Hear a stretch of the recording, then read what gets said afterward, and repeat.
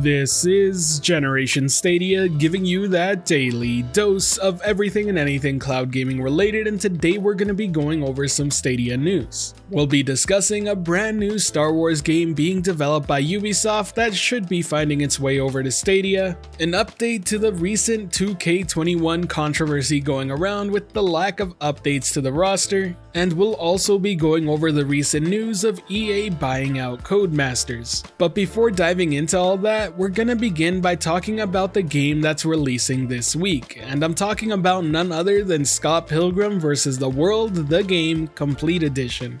Some reviews for the game are now out, and OpenCritic has a culmination of 26 of them, currently putting it at an 80 out of 100. And that sounds about right. In fact, the game originally scored a 77 on Metacritic, so it seems to be going down the exact same path. This really shouldn't be any sort of surprise, after all the game is just being re-released with all the DLC in one package. So what exactly should you expect out of this beat-em-up title? Well, first off, a pretty faithful take on the Scott Pilgrim story. You'll also be treated with an amazing soundtrack on top of a beautiful pixel art style. Now when it comes to gameplay, it's a beat 'em up, you probably know what to expect out of that, but they did include some RPG-like elements for better or worse. I only say that because the game can get pretty grindy at times, and if you're unprepared for a level, it may be both chaotic and pretty frustrating.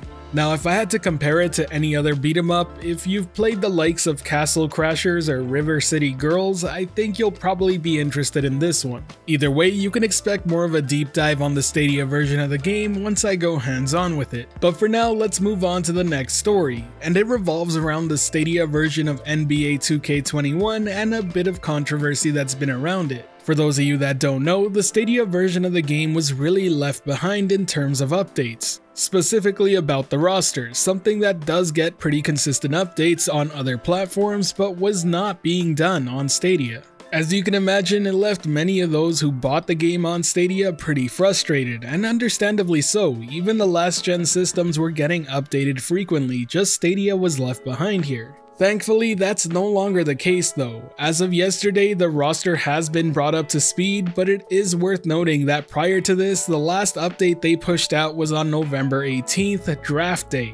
Truth be told, I think it's a bit ridiculous that Stadia players needed to wait this long, and I hope that from here on out, it's smooth sailing. With this being an yearly sports game, it's super important to have those roster updates happen. Not being there can really be a deal breaker for some users. I'll be sure to keep a close eye on any other future updates that happen to the roster and see if the Stadia version actually gets them day and date, or at the very least, sometime soon after.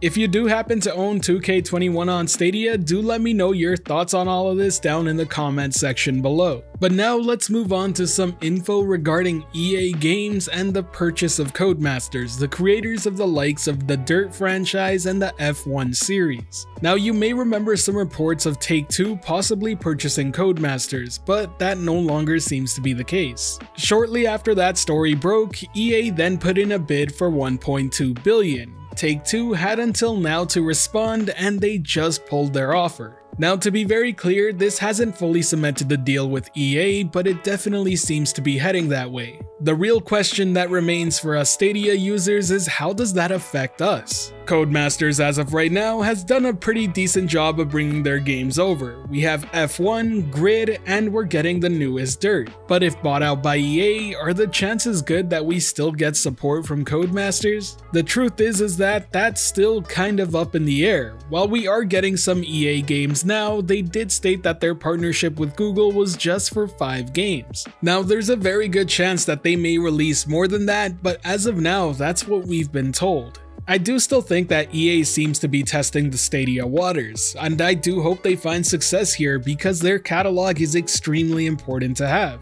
That being said, I am concerned whether or not Stadia users would be getting games day and date. There's still no evidence of EA actually bringing a brand new title to Stadia. So far what we know of, it's just ports. And while we do have confirmation of the newest FIFA and Madden arriving on Stadia, we're well on our way for the next iteration of those titles. What I'm really trying to get at here is that I hope EA brings more than just the 5 titles they've agreed to so far. More so than that, I really want them to start bringing their new new releases day and date, because if they choose not to, we may no longer see Codemasters games on Stadia, and that would be a huge blow because they're the best providers of racing games on the platform. That being said, I must admit there is some huge potential for EA's IPs to actually be put to use here. I do think Codemasters would do a phenomenal job of taking care of names like Burnout and Need for Speed. Not to mention, EA must be more than glad to have another sports game under their catalog with the F1 series. But now it's about time we move on to the last news story of the day, and this one revolves around a new game that just got announced that probably will be making its way over to Stadia. And that's because the publisher in this case is Ubisoft, and they just recently announced that Ubisoft Massive will be making an open world Star Wars game.